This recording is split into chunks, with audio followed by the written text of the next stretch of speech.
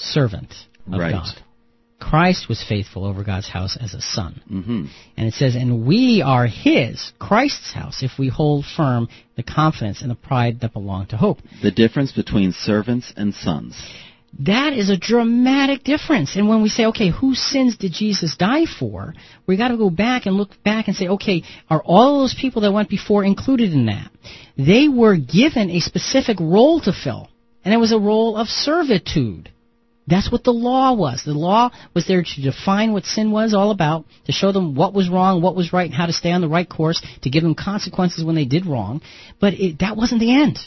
That was just the beginning. And you went from the house of servants to the house of sons, of which we are a part of here. This is a dramatic change. It is a completely different way of dealing with God's people. Completely different. God actually viewed Israel and Christianity in a different light. It was a very different light. So, how does this affect the application of Jesus' sacrifice?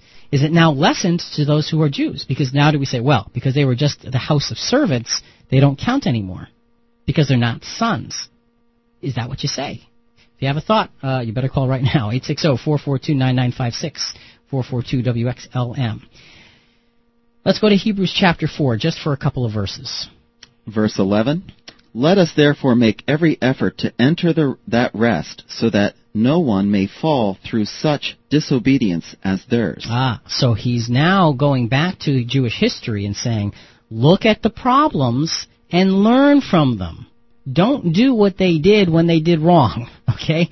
Rise above it because you see an example of something that went terribly wrong and you see the consequences. Let's rise above that. Let's go to a different level. And then Hebrews 4, verses 14 through 16. Since then we have a great high priest who has passed through the heavens, Jesus, the Son of God. Let us hold fast to our confession, for we did not have a high priest who was unable to sympathize with our weaknesses, but we have one who in every respect has been tested as we are, yet without sin. Let us therefore approach the throne of grace with boldness, so that we may receive mercy and find grace to help in time of need. Okay, so you have the scripture that really puts in perspective the great high priest who has passed through the heavens, Jesus, the Son of God, very, very high in level. And he's saying this is to be our inspiration. This is to be our help, so to speak, as we move forward here.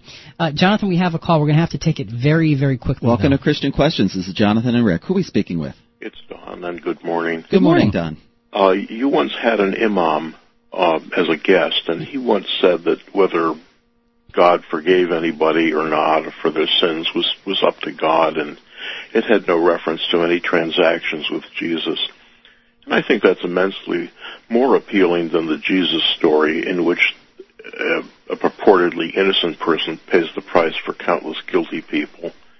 For innocent people to suffer on behalf of the guilty is injustice on a grand scale.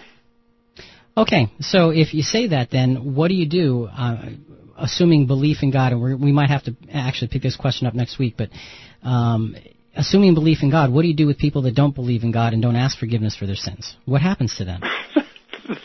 That's clearly up to your all-powerful, all-knowing God. Well, no, I'm asking in the context of your example. What happens in the context of your example? Where do those people end up? Well, in my opinion?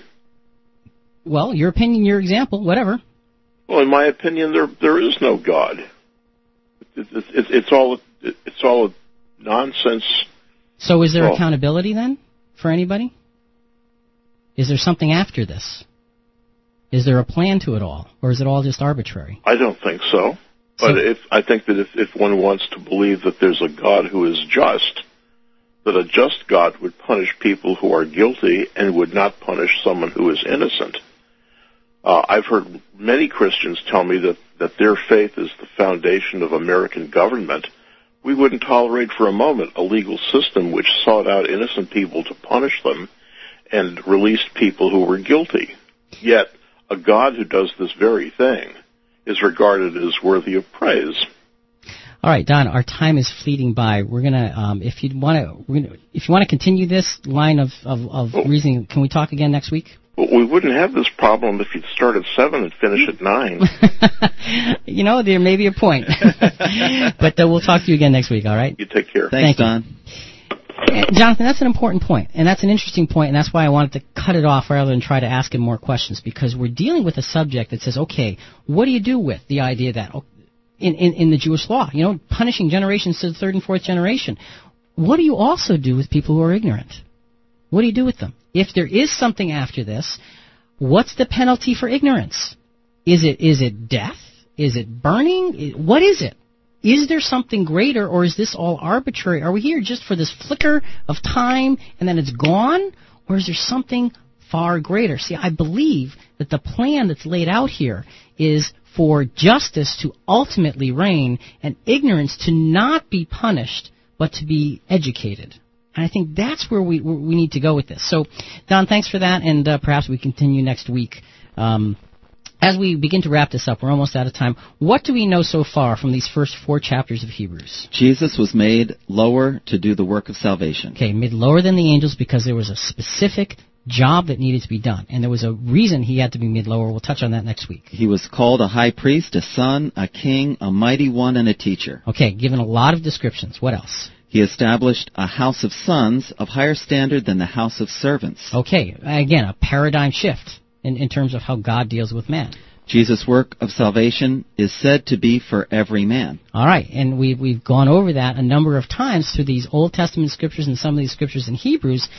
And there's this recurring theme, but how do you answer the questions some of the questions that Don brought up, and others as well that we mentioned earlier in the program? And Jesus is now higher, having been faithful in every test. So we have a sense of a pathway that we've established this week. Obviously, we haven't answered the question yet, and we've been getting closer and getting closer and getting closer, but there are a lot of details, a lot of loose threads that need to be tied up here. What about people who are ignorant? What about people who lived before Jesus? What about people who lived in Abraham's time who didn't even know who Abraham was?